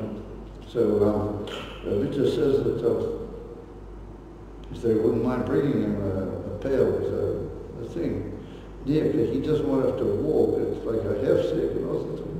So, you know, to look after all his chumrah, they were happy to do that. They brought a bucket and enough flow with water. So he starts off washing. This huge crowd all around. He starts off washing. All of a sudden he said, no, it's not good. Something went wrong. You know, it's not a kosher. It's not good. So I said, well, what are we going to do now? She said, you have to bring me a new lot of water. Bring me a new tank. So they push all the way to the crowd, they bring him back, and he's standing patiently, you know, waiting. They bring him back, oh, you've been nuts, you know, full of water and everything. So he starts off again, he's holding the towel and drying his out 50 times. And that's also, he said, not good. So they said, go in and make him wait, you know, what's wrong with you guys? He said, no, I can't possibly make him wait. It's a tila persona, not good. So what are we going to do? We have to bring some more water. So it starts all over again, the whole thing. In the meantime, the Rebbe Hashem noticed that there was some sort of hold-up, you know. There's like a hullabaloo over there, what's going on? So they explained to the Rebbe that Itcher is trying to wash his hands. So the Rebbe Hashem smiled, and he said, look, and he said, who held, you know, where are we holding? So he said, this is already the second time around. It's no good. Now we're going for the third time. So the Rebbe waited until they brought the water, and all of a sudden the Rebbe smiled. And he said, yes, but it's soon good time. He said, from now on, it's going to be good. This time it's going to work. It's going to be good. So I see you guys don't get the joke. Anyway, he said, yes, but it's a good time. So what I'm trying to tell you guys is that the Rebbe has announced to the world, yes, it's a good time. Now it's only good. You're going only to good. It all depends on you, how you look. You got to open your eye. So whatever that means, but it means don't listen to what people tell you. Don't listen to anything. Only what is the truth, what is the emes, and then you open your eye. And if you hear only the emes, you'll see that amazing things happen. Amazing. And we're in a world where every kuz is appearing and punching you in the nose so much that it kills. I just want to finish off, but in fact you may have forgotten it, that when they were shooting the rockets at this country, 2 years ago, when was it? Yeah, 2 years ago, 680 rockets were sent from the so-called, what do you call it, wherever it is there, or the so-called, what they gave back, Gush Katir. 680 rockets. And with aiming power, with aiming machines, which are held to be infallible. So I ask you, if you had a limited area, and you didn't aim anything, you just took a huge box of explosives and chucked them into that limited area, I mean, you would do a huge amount of damage. You would do immeasurable and inability to cure or to affect. Yet the danger, the damage that you would do. And how big is the whole earth? Come and see the whole earth. 680. I don't remember hearing of any serious damage. I don't know if you did, but I don't. I never heard one of us this down. And there was almost no evaders in the helicopter. Almost no evaders. That can't be. It's against all mathematical calculation. You realize what that is? 600 meters. Never mind. It's kilo electrus, mummies. Kilo electrus. One of the news started, the Minister of Defense said this, and this one said this, and they said, you know, what do you think? Oh, yeah, you know. The Amolic plays it down, plays so carefully that you just go back to your old, you know, this is the old way of looking at things. Moshe, how you had more Kate, how you That's the way you do. Definitely. I don't know if you saw, but similar to the story you said before, during that time, it was in the foreign press. It didn't make it to America or Israel, but in one of the foreign newspapers, I don't remember what country, they had an article, and it was one of the Arab commanders or something, and he said it's absolutely impossible. These are precisionally directed missiles. The hand of the God of Israel is stopping them and protecting them. I can't hear it clearly what Max is saying, but I believe that what he's saying is good. So the Indian is, you can tell from the way he was looking that he was saying it. So that's the Indian guys, all the Euredas and the Aliyahs, it's taking turtles on the air, and the Euredas going to a tremendous years, and there's no more Euredas. The river doesn't, it's not in the river's dictionary. Eureka doesn't exist anymore. Ain't. Oh, well, my God. Well, we got to open our eyes, and we've got to be part of it. We can't help it. And even in your private life, we think, this is terrible, and this, and you got to just, look at it a different way. And you see people after you meet up with somebody a few months later, and he will say to you, yes, I put the chair here. It really wasn't such a big problem, I've heard this from tens of people. And that's much of the terrible voice. I feel that if we'll all live that way, then Mashiach is here. Keep shooting. Yeah, but a flip of the finger, Mashiach is here. And the whole thing is that we still live in the status quo of the calculated media. We still has an immense effect on humanity. We still live in that way. And that's what the Rebbe himself said, that's why he doesn't hold on to desire. Because Yidden don't talk that way. A Yidden, in his very essence, he doesn't talk that way. But unfortunately, that's the problem with that. Hashem Shalom, Hashem Shekirah, we go only we interpret everything in a form of, it's not easy, but a taste was easy. I'm asking them. So in the yeshivas, they teach these guys taste, that's a lot harder in some ways than to just see everything positively. And that's the whole Eden of Yidden. Taking me out, we'll all be together. And the Rebbe is already with us. It's just a question of how to go, hide and seek, The Rebbe said, it's if we don't, we are the problem, we're not looking for problem. It's Rosh Hashanah, so it should be a good year, everybody. And that should give him the queer, the inspiration and the determination. And like the Rebbe said, the Ashonah, the Ashonah, 10 Ashonah, to look the right way. Bitte Shem Soi. Amel, that's it, guys. Zayt Yizom, not a good job. Shuri Ashim, Asim, Teim, Shalom Teim, Masukah. Always together, take them, always together, always Chayim. Jamis the Simcha. Like the Rebbe said, Simcha, please, Sibah, just be Simcha.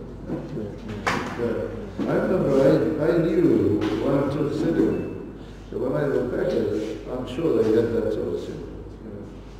They were always positive, always. No matter what happened, what they said to them, or what people told